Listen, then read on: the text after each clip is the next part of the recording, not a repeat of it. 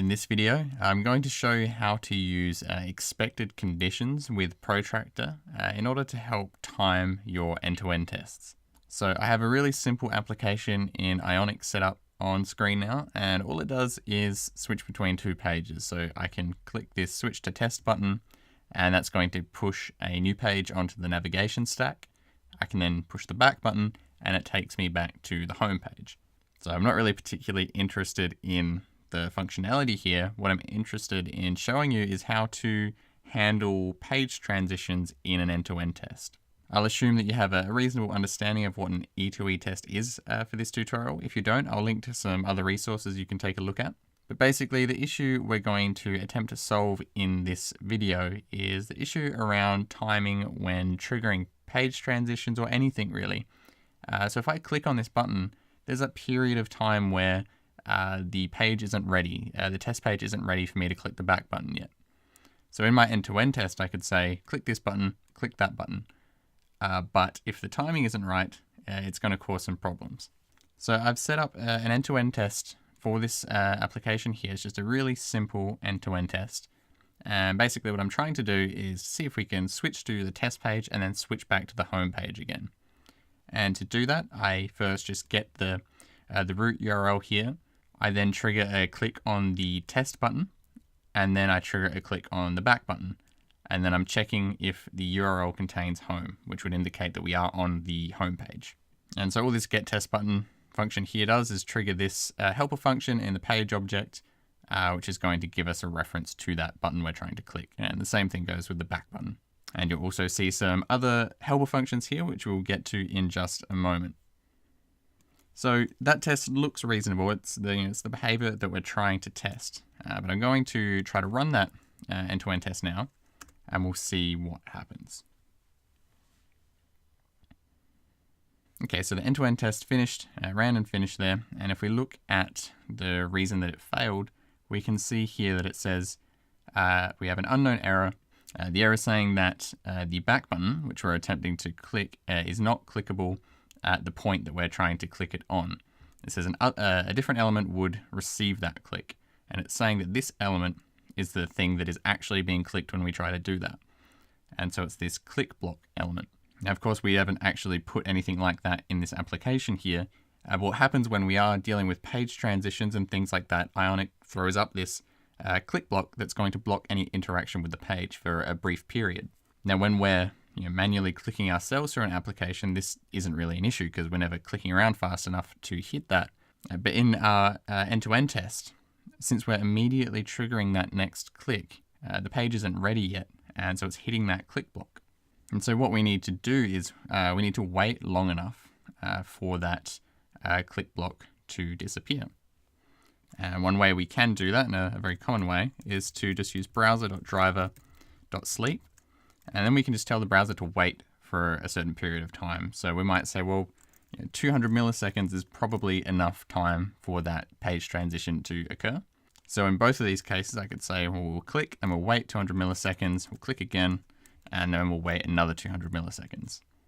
So if I save that and attempt to run the test again, I assume that this will probably work with that.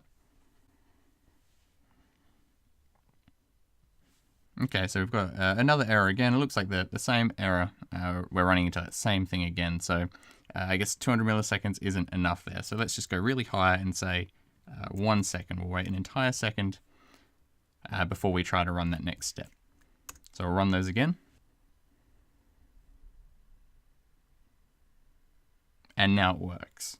And so of course that does work, but it's not all that accurate. We had to kind of guess around with how long we need to wait. And in the end, we just went with 1 second, which is probably too long to wait, but at least it ensures that the page will be ready.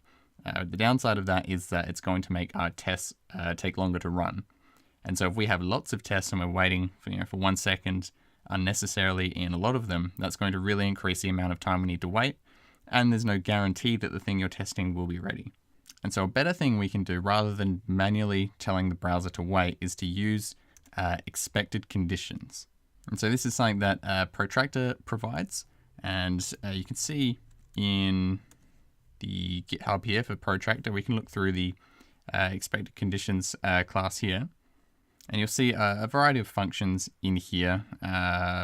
We have an expected condition that says element to be clickable, text to be present in element, title contains, title is, URL contains, URL is, presence of, staleness of, there's an invisibility of, a visibility of. There's all these different conditions we can test for. And the basic idea is that the browser will wait until that thing that we're testing for has happened. And so in our case here, what we want to do is we want to wait for that click block to be gone before we attempt to click on that back button. And so to do that properly, we can use an expected condition.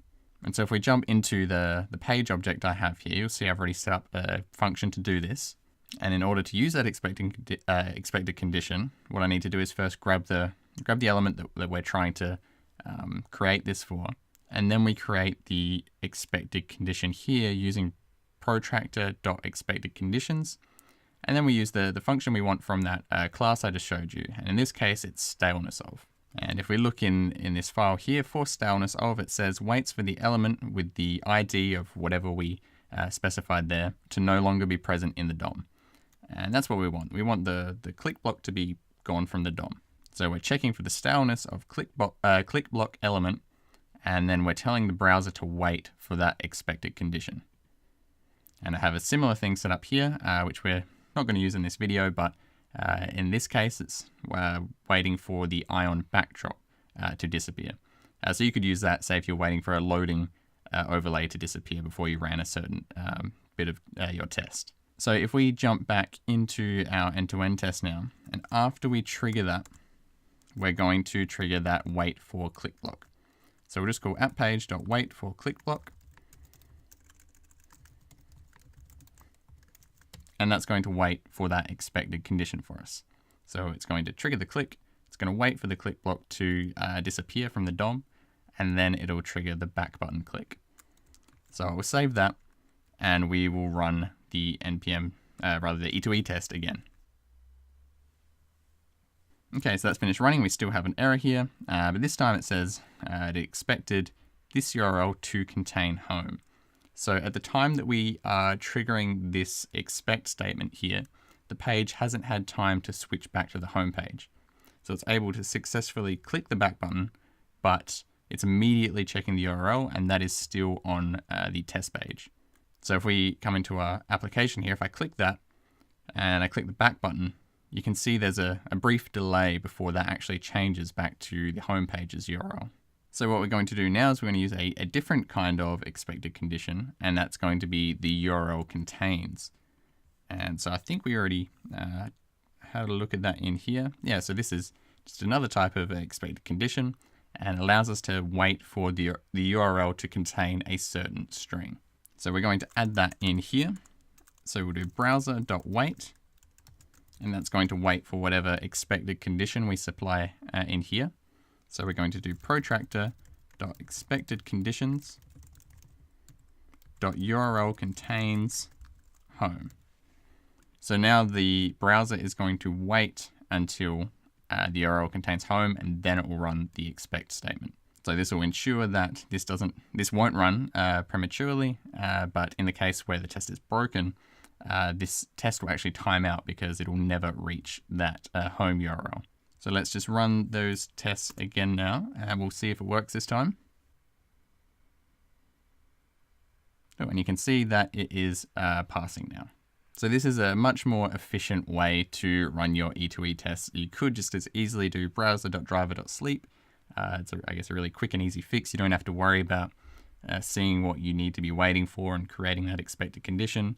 But the downside of doing it that way is that you don't know for sure that the application is the state that you want it to be in when you're triggering the next step in your test. And you could also just be waiting longer than you need to trigger something, and it's going to make your test run really slow. Okay, so I hope you enjoyed this video, and I'll see you in the next one.